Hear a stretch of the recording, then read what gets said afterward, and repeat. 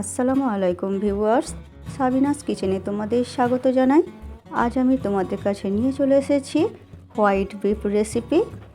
এইভাবে তোমরা একবার দুধ দিয়ে গরুর মাংস আলু দিয়ে বানিয়ে দেখো, খুবই দারুণ হয় খেতে। আশা করছি তোমাদের খুবই ভালো লাগবে। Let's go. Oh my god. Aha. Yes.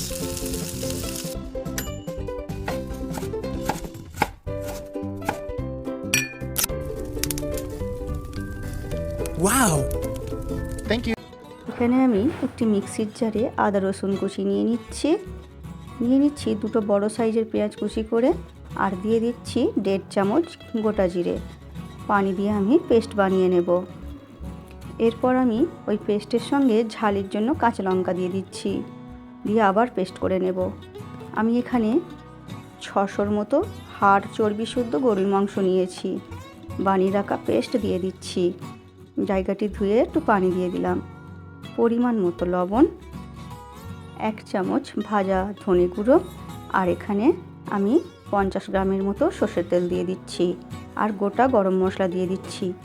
সব কিছু আমি ভালো করে হাত দিয়ে ঘষে আমি 5 মিনিট ভালো করে ঘষে মাখিয়ে নেব।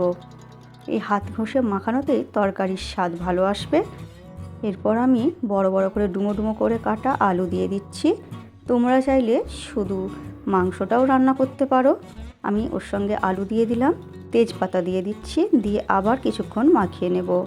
এরপর আমি পুরো রান্নাটাই দুধ দিয়ে করব। আমি এখানে 500 দুধ নিয়েছি, যতটা মাংস ততটা দুধ। এখানে আমি এবারে ঢেকে 4টে সিটি দিয়ে নেব। আমার রেসিপিটি তোমাদের এই পর্যন্ত পছন্দ হলে একটা লাইক করে দিও। পরবর্তী রেসিপি কী পেতে চাও সেটাও কমেন্ট করে জানিও। এরপর আমি দিয়ে দিচ্ছি 1 চামচ মিট মশলা গুঁড়ো। এরপর আমি কিছুক্ষণ রান্না করে নেব, নিয়ে এরপর ভালো করে নেড়ে দিয়ে এরপর আমি 5 মিনিট ফুটিয়ে নিয়ে নামিয়ে নেব। এরপর গরম গরম পরিবেশন করো ভাত, রুটি, পরোটার সাথে।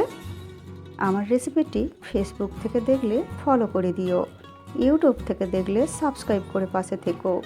আমার রেসিপিটি শেষ পর্যন্ত দেখার জন্য তোমাদের অনেক ধন্যবাদ রইল।